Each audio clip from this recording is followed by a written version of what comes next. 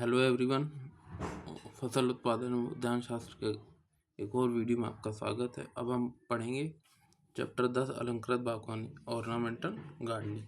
सबसे इसमें कुछ क्वेश्चन 1 नंबर वाले आते हैं, कुछ 2 नंबर वाले आते हैं और कुछ 1-2 जो हैं वो थ्योरी वाले क्वेश्चन आते हैं। तो सबसे पहला एक क्वेश्चन है, कमला नेहरू पार्क किस शहर में पाया जाता है? तो कमला नेहरू पार्क है वो आपको बताना है किस शहर में पाया जाता है। अगला देखते हैं, वृंदावन गार्डन कहाँ स्थित है? तो वृंदावन गार्डन जो है वो मैसूर में स्थित है। शालीमार गार्डन श्रीनगर में स्थित है। रॉक गार्डन चंडीगढ़ में। मुगल गार्डन दिल्ली में। और गोल्ड मोहर का वानस्पतिक नाम डेलोनिक्स रिजिया है। तो ये मैंने कुछ क्वेश्चंस आपको बताया। आगे कैक्टस को गमले में नहीं लगा सकते, ये सत्य है कि असत्य है कथन? तो बिल्कुल असत्य कथन है। कैक्टस को हम गमले में लगा सकते हैं।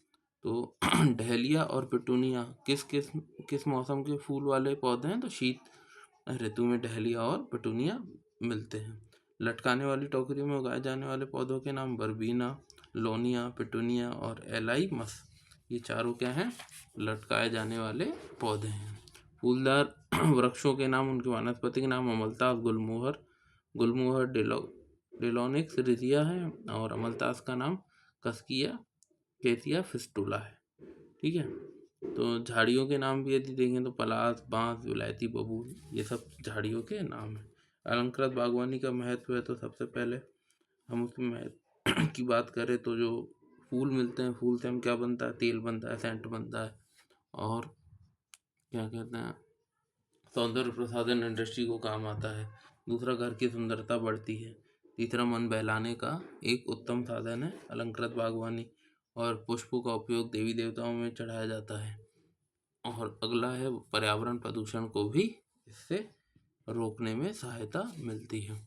तो अलंकृत बागवानों में अंगों की सूची, तो कौन कौन से अंग पाए जाते हैं या कौन कौन से अंग होते हैं अलंकृत बागवानी में? तो हमारे दिमाग में एक गार्डन होना चाहिए। गार्डन को ध्यान में रखते हुए सारे अंग आप लिख सकेंगे। तो पहला, सड़क, रास्ते, पगडंडी, वृक्षावली।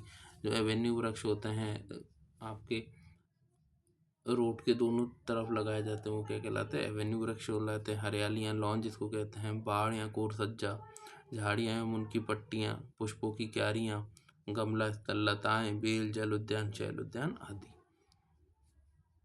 कुछ उद्यानों के नाम मैं फिर से ले रहा हूँ। वृंदावन उद्यान मैसूर में है। मुगल गार्डन दिल्ली में है। शालीमार गार्डन श्रीनगर में है। बॉटनिकल गार्डन ऊटी में है। गुलदाउदी, जिसका वैज्ञानिक नाम क्राइसेंथेमम इंडिकम है, कुल कंपोजिटिका है। केली एक और फ्लावरिंग प्लांट है जिसका नाम कैना इंडिका है। और कैनेसी कुल से आता है। सड़क किनारे लगाए जाने वाले 4 वृक्षों के नाम, उनके वानस्पतिक नाम पूछे गए तो शीशम, डलबर्जिया, सिसु, जामुन, यूजीनिया, शाइजियम, नीम, एजाडिरक्ता इंडिका, पीपल, फाइकस एलेरिजियोसा। तो ये कुछ पौधों के नाम थे जो सड़क किनारे लगाए जाते हैं। अलंकृत बागवानी के क्षेत्र को बढ़ाने में सुझाव दीजिए। तो सबसे पहले रुचि जागृत करनी है। दूसरा, समय समय पर पुष्प प्रदर्शनियों का आयोजन करना है। दूसरा, फूलों की खेती बढ़ावा देने के लिए हमें इंफ्रास्ट्रक्चर डेवलप करना है। और सरकार को भाड़े और करों में या ट्रांसपोर्टेशन में छूट देने की बात करनी चाहिए। ये लगभग अभी तक के इसी प्रकार के क्वेश्चन आए थे, तो इसमें आपका काम हो जाएगा। चैप्टर 10 यहीं समाप्त होता है। अगले वीडियो में हम नेक्स्ट चैप्टर लेके आएंगे। Thank you.